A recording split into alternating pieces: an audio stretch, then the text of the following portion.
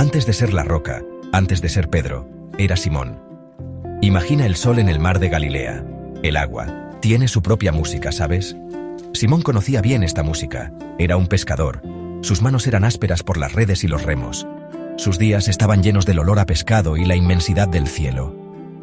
Vivía una vida sencilla, una vida ligada a los ritmos del mar. Trabajaba duro, junto a su hermano Andrés. Eran compañeros, lanzando sus redes, esperando una buena pesca. Este era su mundo, un mundo de cosas que se pueden tocar, de trabajo diario. Esta vida era honesta, era real. Simón era un hombre del pueblo. Entendía la lucha, entendía la esperanza. Probablemente no pensaba en cambiar el mundo. Pensaba en la próxima pesca, en mantener a su familia. La Galilea de aquel tiempo era un lugar de tradiciones fuertes, de fe profunda, pero también era un lugar bajo el dominio romano, un lugar con una corriente de expectación, de espera. Simón Bar Jonás, hijo de Jonás, era su nombre. Era un hombre como cualquier otro, pero el destino tenía un camino muy diferente para él.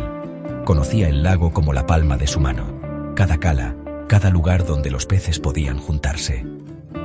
Habría sentido el cambio del viento, entendido las señales de una tormenta que venía. Esta conexión profunda con la naturaleza, con los elementos puros, quizás lo preparó. Le enseñó paciencia. Le enseñó sobre fuerzas más grandes que él mismo. Pescar es un acto de fe, en cierto modo. Lanzas tu red sin saber siempre qué encontrarás. Este era Simón, antes del llamado, un hombre conectado a la tierra y al agua de su tierra natal. Su pueblo era probablemente Cafarnaúm, un pueblo de pescadores lleno de vida. Habría conocido a todos. Su vida estaba tejida en la tela de esta pequeña comunidad. Tenía una esposa, nos dice la tradición. Tenía responsabilidades. No era un erudito, ni un sacerdote en el templo. Era un hombre trabajador, fuerte, quizás un poco impulsivo, lleno de vida. Este pescador común, de este pueblo común, pronto encontraría lo extraordinario. Sus redes pronto serían dejadas atrás por una pesca mucho más grande, mucho más diferente. El día empezó como cualquier otro día para Simón, el pescador, o eso pensaba él. Probablemente estaba lavando sus redes, cansado después de una larga noche de poco éxito. El sol subiendo más alto, los sonidos de la orilla a su alrededor. Entonces, una multitud, y en la multitud, un hombre hablando. Este hombre era Jesús. El hermano de Simón, Andrés, ya había oído a Jesús. Andrés estaba emocionado. Le dijo a Simón: «Hemos encontrado al Mesías». Imagina oír esas palabras. ¿El Mesías? ¿Aquí? ¿Ahora? Curiosidad, quizás duda, debieron llenar a Simón. Jesús se acercó al bote de Simón. Preguntó si podía usarlo como una especie de escenario, para hablar a la gente desde el agua, para que todos pudieran oír. Simón aceptó. Escuchó mientras Jesús hablaba. Las palabras eran diferentes. Tocaron algo profundo. Después de hablar, Jesús se dirigió a Simón. Le dijo: «Rema mar adentro y echa las redes para pescar». Simón estaba cansado. Era un pescador profesional. Conocía esas aguas. Había pescado toda la noche y no había atrapado nada. Podría haberse negado. «Maestro», dijo Simón, «hemos trabajado duro toda la noche y no hemos pescado nada». Puedes oír el cansancio en su voz, pero entonces algo cambia. «Pero porque tú lo dices, echaré las redes». Este pero es un momento de rendición, un momento de confianza. Lanza las redes. ¿Y la pesca? Fue tan grande que las redes empezaron a romperse. Tantos peces que tuvieron que llamar a sus compañeros en otro bote para ayudar. Ambos botes estaban tan llenos que empezaron a hundirse.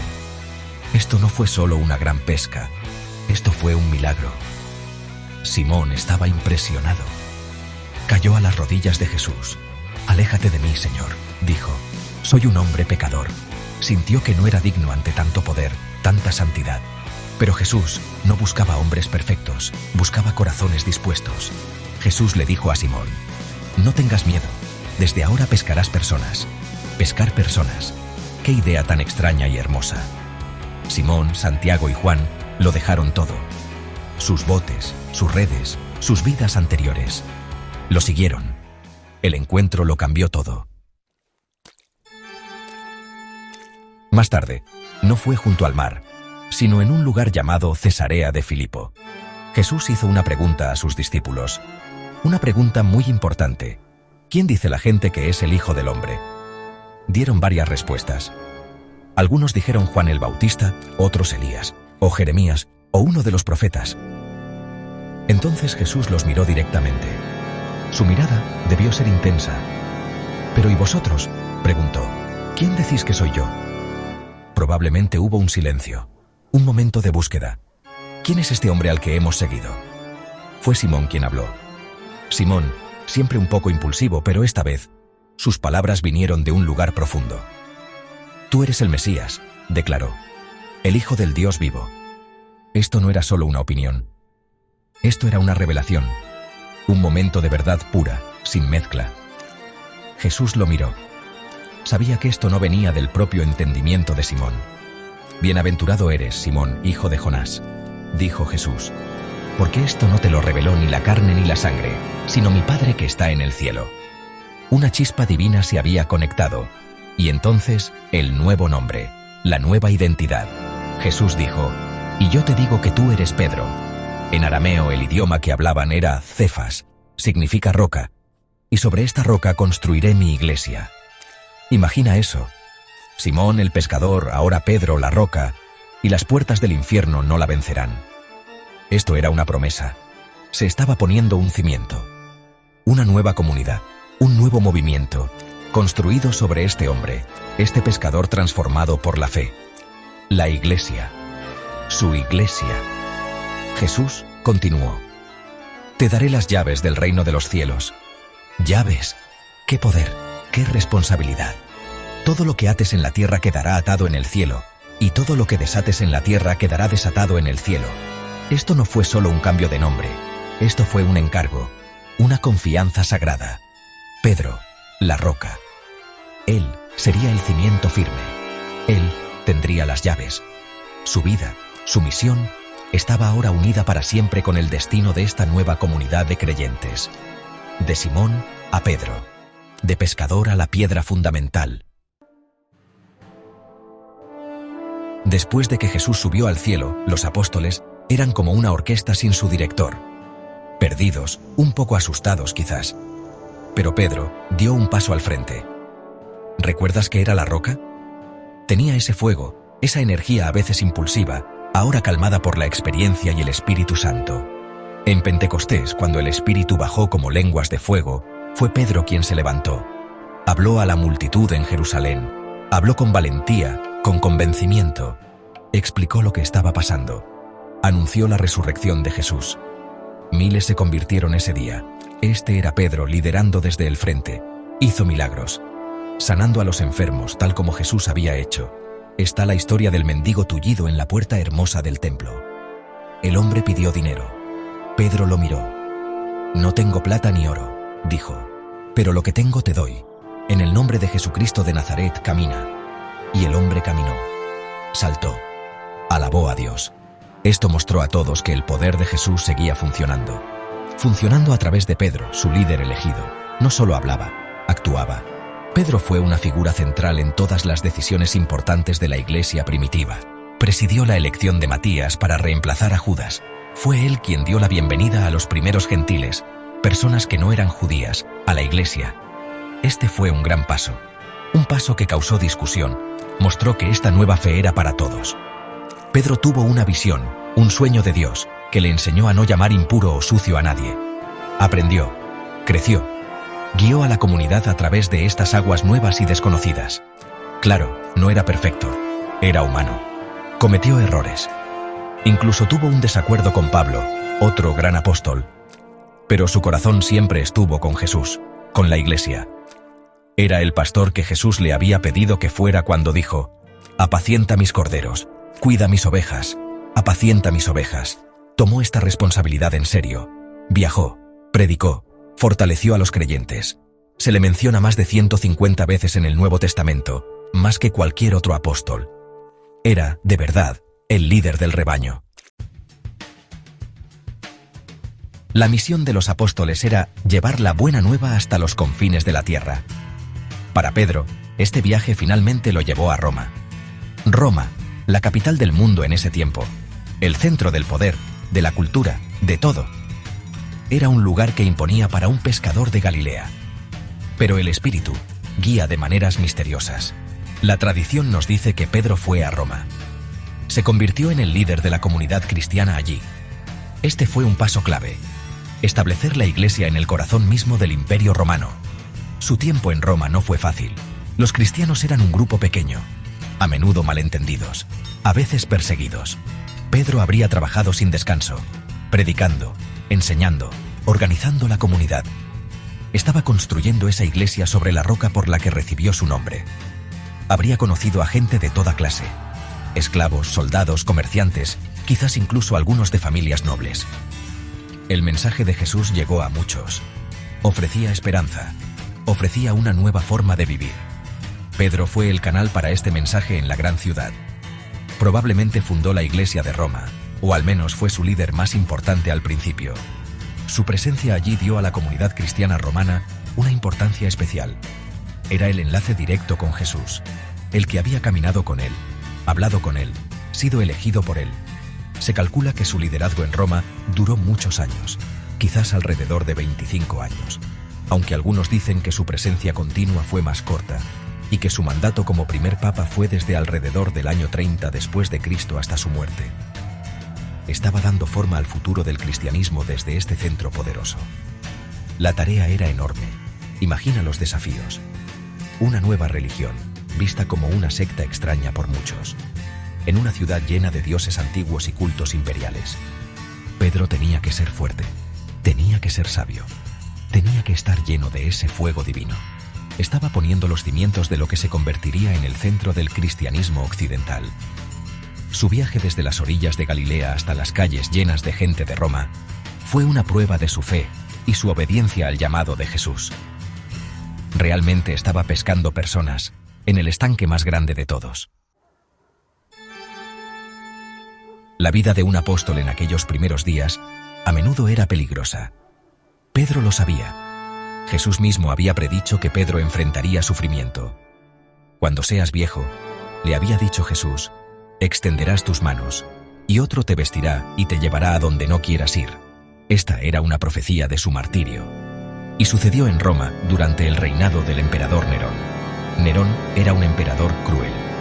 Culpó a los cristianos por un gran incendio que destruyó gran parte de Roma en el año 64 después de Cristo.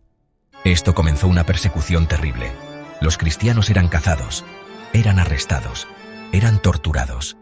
Pedro, como líder de la comunidad cristiana en Roma, habría sido un objetivo principal.